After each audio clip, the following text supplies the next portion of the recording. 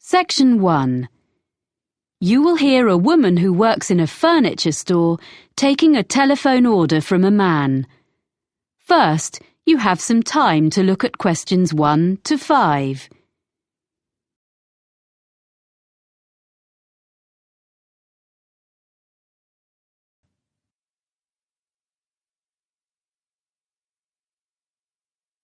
You will see that there is an example that has been done for you.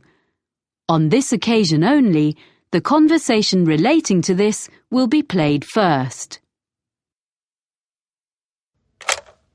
Good afternoon, Megaquip. This is Sally speaking. How may I help you?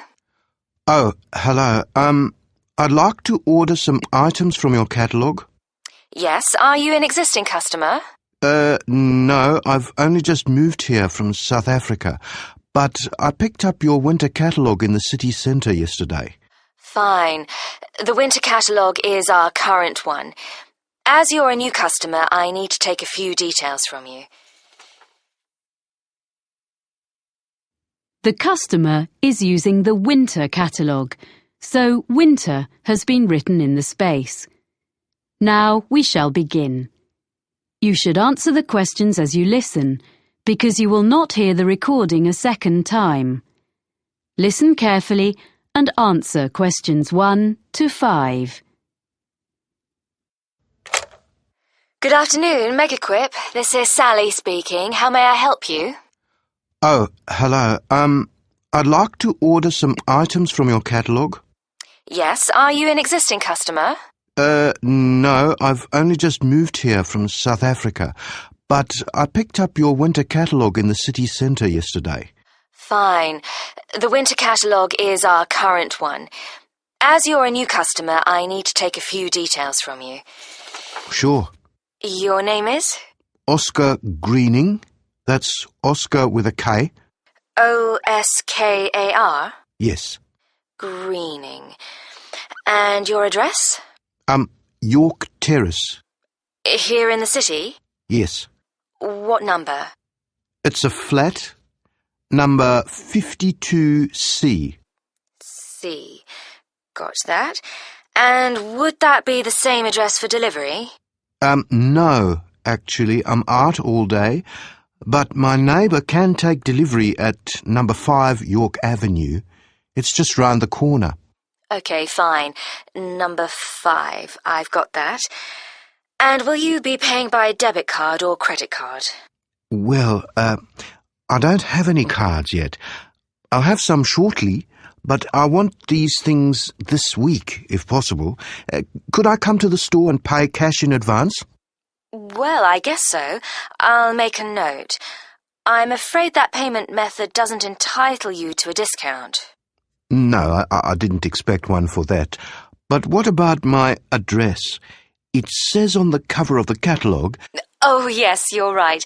Of course, York Terrace is within the city, so you get free delivery and 5% discount on your order.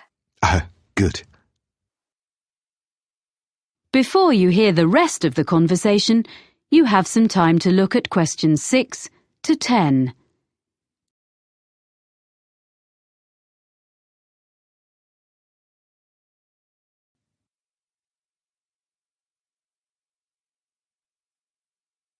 Now listen and answer questions 6 to 10. So, what would you like to order? You have our current catalogue, you say? Yes, I need 3 things for the room where I study. My office, I guess. The most urgent is a desk lamp. Is your catalogue number 664 in stock? 664?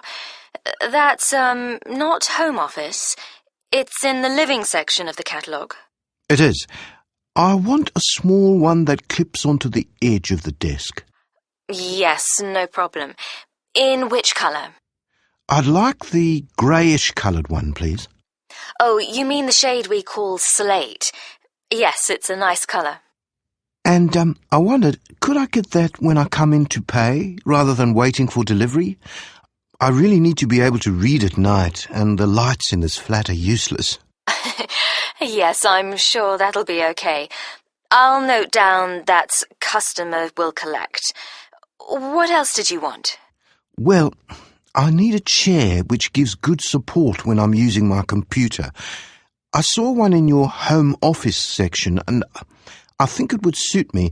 It's on page 45, item number 129. Yes. And it's fully adjustable, isn't it? Let me see. Height, yes. Back, yes. I'm not sure about the arms, though. Oh, that could be a problem. I'm very tall. What about 131 on the same page? That has adjustable arms, seat, everything. But can I get that in the same colour? I mean, the green, like the one it shows. Oh, they all come in the full range of colours. OK. So I'll go for 131 in green then. I think you'll like that. My brother's very tall and he uses one. We can make sure there's one on the delivery van to you early next week. Oh, good. Thanks. And so, lastly, I need a filing cabinet for my documents. A little filing cabinet with 2 drawers. OK, 2 drawers. Do you want the ordinary one or the lockable one? It's an extra £20. Sorry, what's that? You can have it with a lock, which is more secure. Oh, yes, please. OK, so that's number 153. It doesn't by any chance come in slate, does it? Well, it's similar, but the commercial office furniture doesn't come in so many shades. So it's grey? That's right. Fine, that'll do. Now, about delivery, the 2 items will probably come at different times, as we have the chair in stock here, so our van will bring it, as I said. The filing cabinet will be coming direct from London, so today is the 29th of September, say not more than 4 days. That'll be delivered on or before the 3rd of October. You'll have them both within 4 days. That's fine. I'll drop in tomorrow morning to pay and get the lamp. Thanks for all your help. Thank you for your order. Let me know if we can do anything else for you. Thank you. I will. Bye. Bye. That is the end of section 1. You now have half a minute to check your answers. Section 2. You will hear a man taking a group of tourists around a museum site. First, you have some time to look at questions 11 to 14.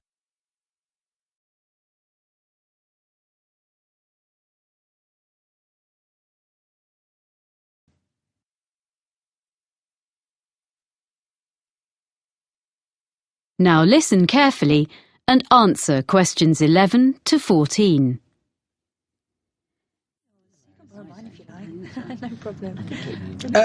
Welcome to Brampton Museum. I'm going to tell you a little bit about the museum first and then show you round. As you can see, Brampton is an open-air museum. The first open-air museums were established in Scandinavia towards the end of the 19th century, and the concept soon spread throughout Europe and North America, and there are several in Britain, all of which tell the history of a particular part of the country. Brampton focuses on life during the 19th century. The site was chosen because there were already some historic 19th century buildings here, and others have been dismantled in different parts of the region and rebuilt on the site. This hadn't been attempted before in these parts, so we're very proud of what we have here. All of the buildings are filled with furniture, machinery and objects. You may be able to see these in other museums, but not in their original settings. What also sets Brampton apart from other museums is that the story of the exhibits is told not by labels, but by costumed staff like myself. I look after sheep, cows and hens, which are much the same as those you see on modern farms, but I use traditional methods to care for them.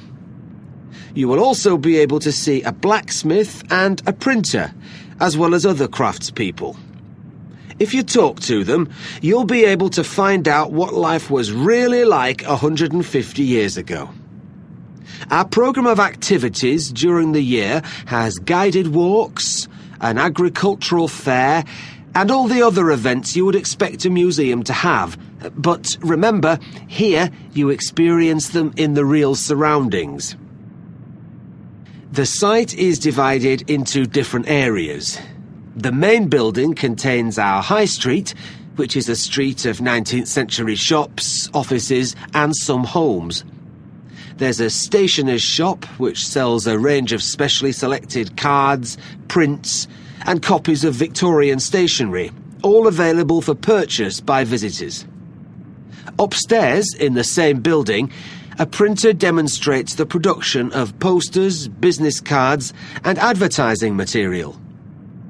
Across the street from the stationer's is a clothes shop, and there's a baker's where you can watch a demonstration of someone making bread, cakes and pastries. We also have a sweet shop, which has old-fashioned sweets for sale. Vintage trams travel along from one end of the street to the other, carrying visitors on their journey into the past. We will also be visiting the farm and taking a ride on a steam train. Of course, the main form of transport in those days was the horse, and you can watch horses being exercised in the old stables. This part of Britain was famous for coal mining, and on the site we have part of a mine which opened in 1860 and was worked for over 100 years before closing in 1963. Visitors can put on a hard hat and take a guided tour underground to see how coal was worked and to experience the working conditions in the early 1900s. Before you hear the rest of the talk, you have some time to look at questions 15 to 20.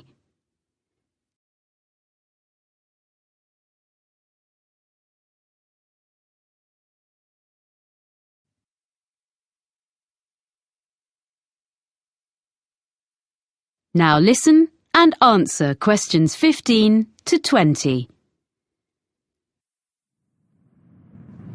Now, if you'd like to look at your map, we'll begin our tour. The site is a bit like a circle, with the railway going round the edge. You can see where we are now by the entrance, and we're going to start by walking to the High Street. We'll go to the crossroads in the middle of the map and go straight on, making our way between two buildings on either side of the path. The larger one is an exhibition centre, but it's not open today, unfortunately. The other building is offices. The path leads directly to the High Street building, which is at the opposite side of the site to the entrance. Here you're free to wander around and take a ride up and down on a tram. We'll then take the path which follows the railway line and crosses it to the farm. If you wish, you can have tea in the farmhouse, and there'll be time to look at the animals and the machinery. Then we cross the railway line again and visit our special attraction, which is the coal mine.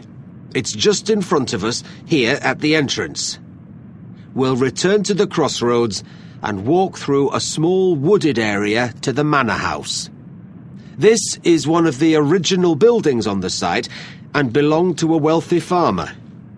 You can look round the house and gardens and talk to our guides who can tell you what it was like to live there. We will then follow a path which goes past the pond and will take us to the railway station, which is situated between the path and the railway line. Finally, we'll take the steam train back around the site, passing alongside the High Street and the coal mine back to the entrance. So, if you'd like to follow me... Yes. That is the end of section 2. You now have half a minute to check your answers.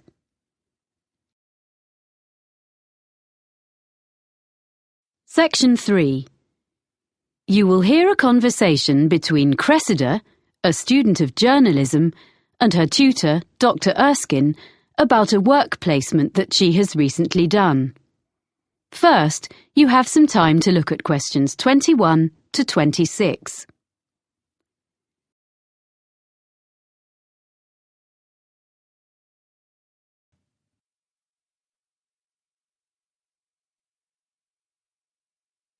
Now listen carefully and answer questions 21 to 26. Well, Cressida, that was an interesting presentation you gave yesterday on your placement at the TV News Centre. Thank you, Dr. Erskine. I did work hard on it. Yes, and you did entertain the class. They enjoyed your humour, but you informed them too. But I felt there was a bit of a backstory. You know, something you weren't telling us. So how was it really? Yeah, well, I learned a lot, as I said. But I think some of the lessons weren't ones I wanted to share with the whole group. I mean, my expectations about what it would be like were too high. I'd been fantasizing a bit about what I'd be doing. I mean, it all worked out okay in the end.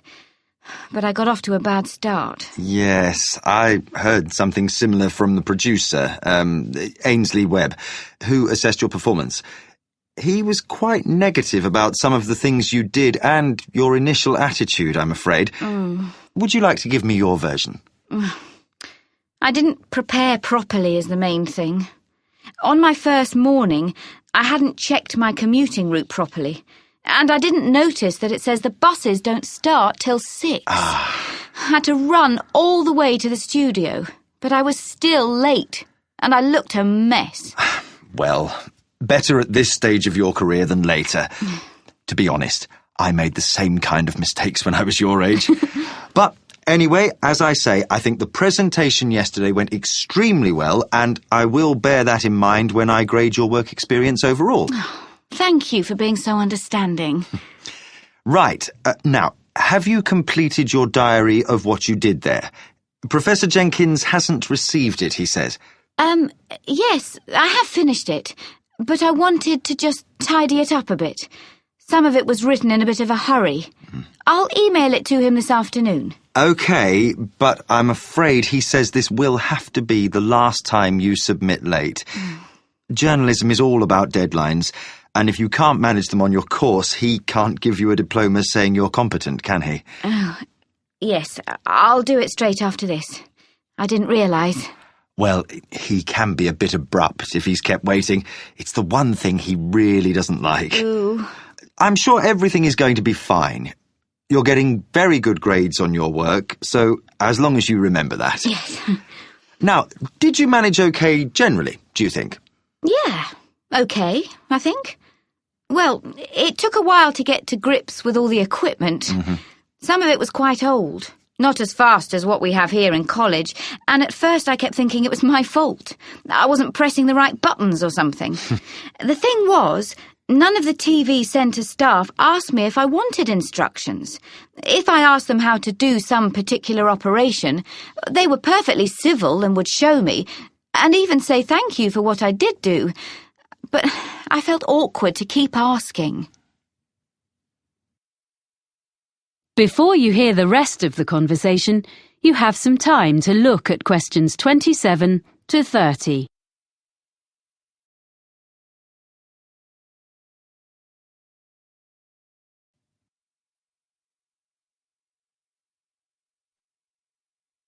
Now listen and answer questions 27 to 30.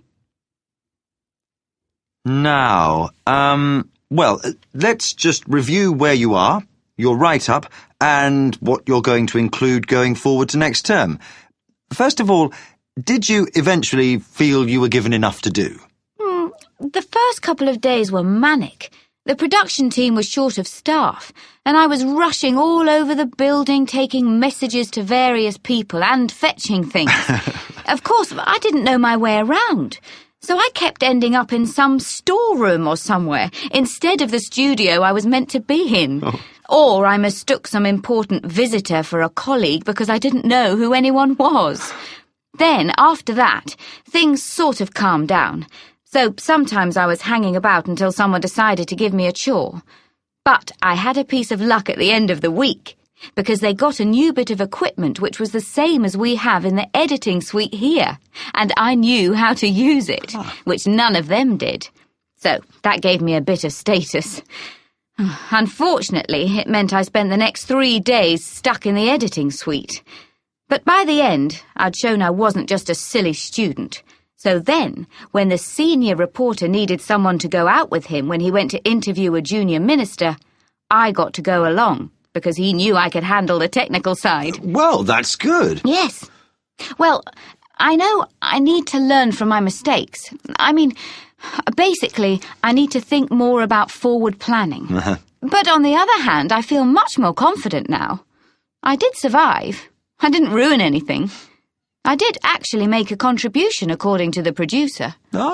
One thing I want to take forward to my final assignment, though, is some reflections on ethics. Yes? I had a bit of an argument with one of the senior presenters. He was editing part of an interview, and he just changed something someone said. When I questioned him, he just snubbed me. And I mean, this wasn't some public relations expert or government professional spokesperson. It was like a member of the public. But he said, oh, they never remember what they said anyway. You want to develop this into part of your final assignment? It would be a very positive line. I can give you some references. Oh, thanks. That would be great. That is the end of section 3. You now have half a minute to check your answers.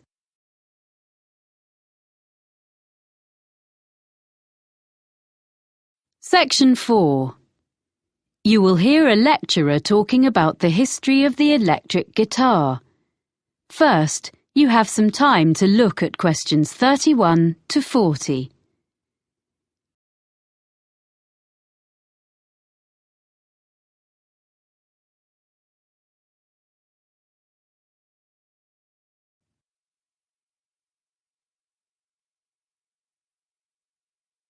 Now listen carefully and answer questions 31 to 40.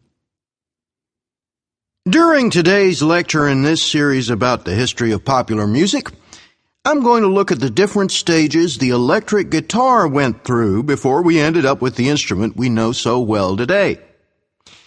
The driving force behind the invention of the electric guitar was simply the search for a louder sound.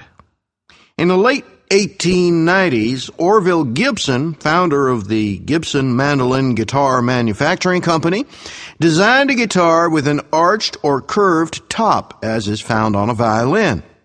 This made it both stronger and louder than earlier designs, but it was still hard to hear amongst other louder instruments. During the 1920s, with the beginnings of big band music, commercial radio, and the rise of the recording industry, the need to increase the volume of the guitar became even more important. Around 1925, John Dappiera came up with a solution. He designed a guitar, known as the National Guitar, with a metal body which had metal resonating cones built into the top. It produced a brash tone, which became popular with guitarists who played blues, but was unsuitable for many other types of music. Another way of increasing the volume was thought of in the 1930s. The C.F. Martin Company became known for its Dreadnought, a large, flat-top acoustic guitar that used steel strings instead of the traditional gut ones. It was widely imitated by other makers. These mechanical fixes helped, but only up to a point. So guitarists began to look at the possibilities offered by the new field of electronic amplification. What guitar players needed was a way to separate the guitar's sound and boost it in isolation from the rest of a band or the surroundings. Guitar makers and players began experimenting with electrical pickups, which are the main means of amplification used today. The first successful one was invented in 1931 by George Beecham. He introduced to the market a guitar known as the frying pan, because the playing area consisted of a small round disc. The guitar was hollow and was made of aluminum and steel. He amplified the sound by using a pair of horseshoe-shaped magnets. It was the first commercially successful electric guitar. So by the mid-1930s, an entirely new kind of sound was born. Yet along with its benefits, the new technology brought problems. The traditional hollow body of a guitar caused distortion and feedback when combined with electromagnetic pickups. Musicians and manufacturers realized that a new kind of guitar should be designed from scratch with amplification in mind. In 1935, Adolf Rickenbacker produced a guitar which took his name, the Rickenbacker Electro-Spanish. It was the first guitar produced in plastic, which, because of its weight, vibrated less readily than wood. It eliminated the problems of earlier versions, which were plagued by acoustic feedback. The Electro-Spanish had its own problems, however, because it was very heavy, smaller than other guitars of the period, and was quite awkward to play. Developments continued, and in 1941, Les Paul made a guitar which he called the Log. And true to its name, it was totally solid. All previous guitars had been hollow or partly hollow. It looked slightly strange, but the next step had been made towards the modern electric guitar. The first guitar successfully produced in large numbers was made in 1950 by Leo Fender. His Spanish-style electric guitar, known as a Fender Broadcaster, had a bolt-on neck and was initially criticized by competitors as being very simple and lacking in craftsmanship. Yet it was immediately successful and was particularly suited to mass production, spurring other guitar companies to follow Fender's lead.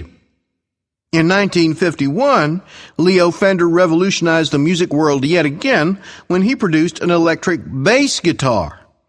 This was the first commercially successful bass model to be played like a guitar. It was easier for players to hit an exact note. That's why it was called the Precision. Although there had already been electric stand-up basses, this was much more portable. It is now standard in the lineup of any rock band, and some historians suggest that entire genres of music, such as reggae and funk, could not exist without it. In 1952, the Gibson Company became Fender's first major competitor when Ted McCarty created the Gibson Les Paul guitar. It was distinctive because it was colored gold. The reason for this was to disguise the fact that it was made from two different kinds of wood. In 1954, Leo Fender responded to this successful instrument by introducing the Fender Stratocaster. It is easily identified by its double cutaway design and 3 pickups. This model may be the most influential electric guitar ever produced. The modern guitar as we know it was here to stay. That is the end of section 4. You now have half a minute to check your answers.